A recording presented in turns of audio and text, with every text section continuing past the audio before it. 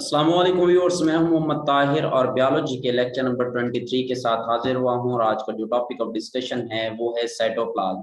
आज के इस लेक्चर में हम सबसे पहले प्रॉपर्टीज ऑफ साइटोप्लाज्म को देखेंगे और देन फंक्शन ऑफ साइटोप्लाज्म को डिस्कस करेंगे। और अगर आप लोगों ने अभी तक मेरा यूट्यूब चैनल सब्सक्राइब नहीं किया तो सब्सक्राइब करें और मौजूद बेल आइकन को प्रेस करें ताकि हर आने वाली न्यू वीडियो आप तक पहुंच सके। आज के इस लेक्चर में हम सबसे पहले प्रॉपर्टीज ऑफ साइटोप्लाज्म को डिस्कस करेंगे। और इसका जो फर्स्ट पॉइंट है, फर्स्ट प्रॉपर्टी है, वो कुछ इस तरह से है। The cytoplasm is made of 70% to 80% water and is usually colourless. कि साइटोप्लाज्म का 70 से 80% हिस्सा पानी पर मुश्तमिल होता है और जो साइटोप्लाज्म का कलर होता है वो यूजुअली कलरलेस होता है, और वो कलरलेस प्रेजेंस ऑफ वाटर की वजह से ही होता है। जो नेक्स्ट प्रॉपर्टी है वो ये है, cytoplasm contain protein, carbohydrates, salts, sugar, amino acid and nucleotides. के साइटोप्लाज्म के अंदर साल्ट्स भी मौजूद होते हैं, प्रोटीन भी मौजूद होती है, कार्बोहाइड्रेट्स भी मौजूद होते हैं, न्यूक्लियोटाइड्स भी मौजूद होते हैं, अमाइनो एसिड्स भी मौजूद होते हैं, शुगर भी मौजूद होती है, वाटर कंटेंट भी मौजूद होते हैं। तो इस तरह की बहुत सारी चीजें मिलकर साइटोप्लाज्म को पैदा करती हैं, बनाती हैं। The cytoplasm constitute of dissolved nutrients and also dissolved waste product। कि साइटोप्लाज्म के अंदर dissolved nutrients भी मौजूद होते हैं और dissolved waste product भी मौजूद होते हैं। क्योंकि साइटोप्लाज्म के अंदर मौजूद जो न्यूट्रिएंट्स हैं ये हम फीड से हासिल करते हैं। जो खुराक हम खाते हैं वो छोटे छोटे टुकड़ों में तकसीम होती है, उसे तोड़ा जाता है, वो माइक्रो मॉलिक्यूल में कन्वर्ट होती है और फिर सेल के अंदर अब्जॉर्ब हो जाती है।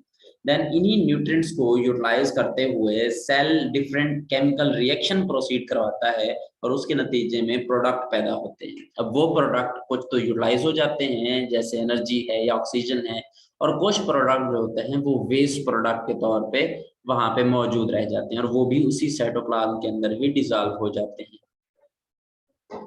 The outer layer that are clear and glassy layer of cytoplasm is called ectoplasm।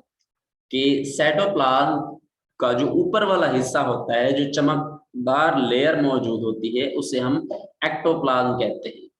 The cell cortex and inner granular mass is called the endoplasm. कि साइटोप्लाज्म का अंदरूनी हिस्सा जो है, जो ग्रेनुलर है, जो गाढ़ा है, जो बिल्कुल ये कह सकते हैं कि बिल्कुल कंडेंस फॉर्म में मौजूद है, जो ये कह सकते हैं कि डेंस है, वो क्लियर नहीं है, तो उसको हम एंडोप्लाज्म कहते हैं। कि साइटोप्लाज्म के दो हिस्से हैं। अगर उनकी लेयर की बात करते हैं, जो ऊपर वाली लेयर है उसे एक्टोप्लाज्म और जो इनर वाली लेयर है उसे हम एंडोप्लाज्म कहते हैं। The peripheral zone of cytoplasm is a thick and jelly-like substance known as plasmogel। कि जो पेरिफेरल जोन ऑफ साइटोप्लाज्म है, अगर साइटोप्लाज्म के पेरिफेरल जोन को देखें तो वो थिक होता है और जेली लाइक सब्सटेंस वहां पे मौजूद होते हैं। जेली लाइक स्ट्रक्चर होता है, बहुत विस्कस होता है, बहुत गाढ़ा होता है, तो उसको हम प्लाज्मोजेल का नाम देते हैं, उसकी जेली लाइक नेचर होने की वजह से। The surrounding area of nuclear zone is a thin and liquefied in nature and is known as plasmosome। कि जो न्यूक्लियस के इर्द गिर्द मौजूद साइटोप्लाज्म का हिस्सा होता है उसको हम कहते हैं, वो थिन होता है और लिक्विफाइड होता है, मतलब वो गाढ़ा नहीं होता, वो इतना विस्कस नहीं होता, और उसको हम कहते हैं प्लाज्मोसोम। ये दो जो हैं वो डिफरेंट टर्म्स हैं, इनको याद रखिएगा। कि पेरिफेरल जोन ऑफ साइटोप्लाज्म जो होता है वो थिक होता है और जेली लाइक स्ट्रक्चर होता है, उसका सब्सटेंस जेली लाइक होता है, इसलिए हम उसे प्लाज्मोजेल कहते हैं। जबकि न्यूक्लियस और न्यूक्लियर मेम्ब्रेन के इर्द गिर्द मौजूद जो साइटोप्लाज्म का हिस्सा होता है वो लिक्विफाइड होता है, वो थिन होता है, वो गाढ़ा नहीं होता, तो उसको हम कहते हैं प्लाज्मोसोल। ये दो डिफरेंट टर्म्स यूज की जाती हैं साइटोप्लाज्म के डिफरेंट एरिया और जोन के हिसाब से। The physical nature of cytoplasm is variable. के साइटोप्लाज्म की जो फिजिकल नेचर होती है वो वेरी करती रहती है, कि बाज़ औक़ात उसकी शेप डिफरेंट होती है और नेक्स्ट टाइम अगर देखें तो उसकी शेप डिफरेंट होती है। वो उसके अंदर मौजूद जो कंटेंट होते हैं उनके मूवमेंट के हिसाब से उसके ऊपर डिपेंड करती है। Sometimes there are quick diffusion across the cell making the cytoplasm resemble a colloidal solution. के बाद औकात ऐसा भी होता है कि बहुत ज्यादा डिफ्यूजन होने की वजह से सेल के अंदर सेल जो होता है वो कोलाइडल सॉल्यूशन बन जाता है। कोलाइडल सॉल्यूशन से क्या मुराद है कि वो गाढ़ा एक सॉल्यूशन बन जाता है। वो किस वजह से होता है? बहुत ज्यादा और जल्दी डिफ्यूजन होने की वजह से। At some other time, it appear to take on the property of gel-like or glass-like substance। और दूसरे वक्त में अगर हम देखें तो उसकी जो स्ट्रक्चर होता है वो जेल लाइक हो जाता है, वो शफाफ हो जाता है, वो ग्लासी लाइक सब्सटेंस हो जाता है। और सम टाइम क्या होता है कि वो कोलाइडल सॉल्यूशन की तरह बन जाता है। तो ये इसकी जो फिजिकल नेचर है वो भी वेरी करती रहती है time by time. Cytoskeleton present in cytoplasm give the cell its shape. के साइटोप्लाज्म के अंदर मौजूद जो साइटोस्केलेटन है वो सेल को शेप देता है, क्योंकि ये स्ट्रक्चर होती है फाइबर के ऊपर मुश्तमिल होती है, जो कि एक स्टैंड देती है, एक ढांचा देती है सेल को। और इसी साइटोप्लाज्म की वजह से ही सेल की जो शेप होती है वो मेंटेन रहती है। Cytoplasm help the movement of cellular material around the cell through process cytoplasmic streaming। कि जो साइटोप्लाज्म के अंदर मटेरियल है, जो हमने रिसेंटली बात की कि बहुत सारे कंपाउंड जैसे कार्बोहाइड्रेट, प्रोटीन, लिपिड, ये चीजें और जेली लाइक जो मटेरियल है वो क्या करता है कि सेल के अंदर एक साइटोप्लाज्मिक स्ट्रीम जारी रखता है। कि जो मटेरियल होता है वो सेल के अंदर मूव करता रहता है, एक स्पेसिफिक फ्लो में चल रहा होता है।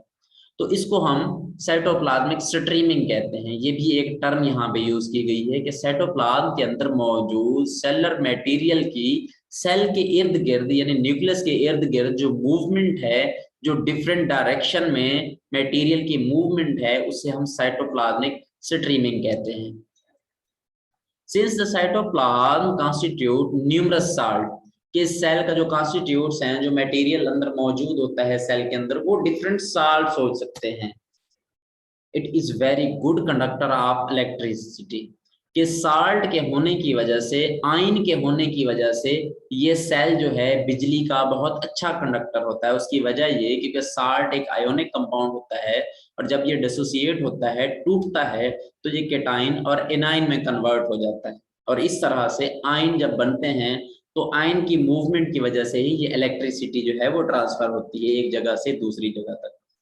It showed differential straining properties, कि इसकी जो प्रॉपर्टीज होती हैं वो डिफरेंशियल होती हैं, डिफरेंशिएट कर रही होती हैं।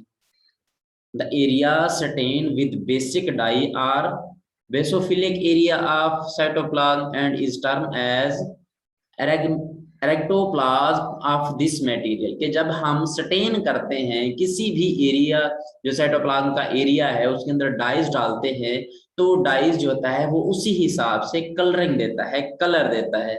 और वो एरिया जो है वो बेसोफिलिक एरिया ऑफ साइटोप्लाज्म, और वो जो होता है वो बेसोफिलिक एरिया होता है, मतलब वो उसको वाजे कर देता है जो स्टेनिंग हम करते हैं, कि हम स्टेनिंग से भी इनकी प्रॉपर्टीज को डिफरेंशिएट कर सकते हैं। फंक्शंस ऑफ साइटोप्लाज्म, अगर हम साइटोप्लाज्म के फंक्शन की बात करते हैं तो चंद फंक्शन आज हम यहाँ पे डिस्कस करेंगे। और जो सबसे पहला फंक्शन है वो ये है, the cytoplasm is the site for most of enzymatic reaction and metabolic activities of cell.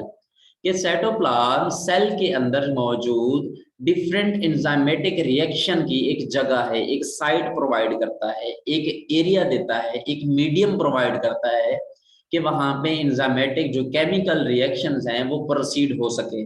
और सेल की जो मेटाबॉलिक एक्टिविटी होती है उसको भी परफॉर्म होने के लिए एक प्लेटफॉर्म की जरूरत होती है, जो कि साइटोप्लाज्म प्रोवाइड करता है।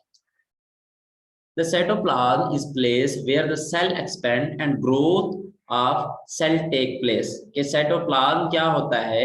ये वो जगह है जहां पे सेल जो होता है वो एक्सपेंड होता है, expand and the growth of cell take place.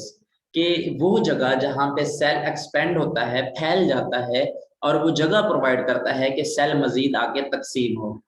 अब ये टर्म भी हम आगे डिस्कस करेंगे स्टेप बाय स्टेप कि किस तरह से सेल डिवाइड होता है, किस तरह से न्यूक्लियर मेम्ब्रेन टूटती है, किस तरह से क्रोमैटिन मटेरियल फैलता है। ये सारे जो प्रोसेस हैं ये आने वाले लेक्चर्स में हम इनको अच्छे से डिस्कस करेंगे।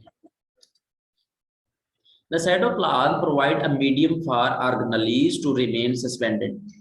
कि साइटोप्लाज्म एक ऐसा मीडियम प्रोवाइड करता है जिसमें ऑर्गेनेल्स जो होती हैं वो सस्पेंडेड फॉर्म में मौजूद होती हैं, और वो सस्पेंडेड फॉर्म में मौजूद इस वजह से होती हैं क्योंकि जो साइटोप्लाज्म होता है वो मोस्टली विस्कस मटेरियल से मिलके बना होता है, जेली लाइक स्ट्रक्चर उसके अंदर मौजूद होती है। इस वजह से उस जेली लाइक या विस्कस मटेरियल के अंदर ये ऑर्गेनेल्स सस्पेंडेड फॉर्म में मौजूद होती हैं और अपना जो फंक्शन होता है वो बेहतर तरीके से परफॉर्म कर सकती हैं।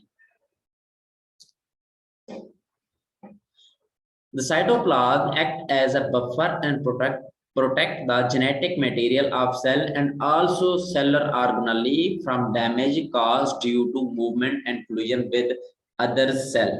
अब ये जो साइटोप्लाज्म है ये बतौर बफर इस्तेमाल होता है। बफर एक ऐसी चीज होती है जो क्या करती है कि पीएच को कंट्रोल करती है, कि किसी भी चीज को ना एसिडिक होने देती है ना बेसिक होने देती है, ये इन दोनों के दरमियान में वेरिएट करती रहती है।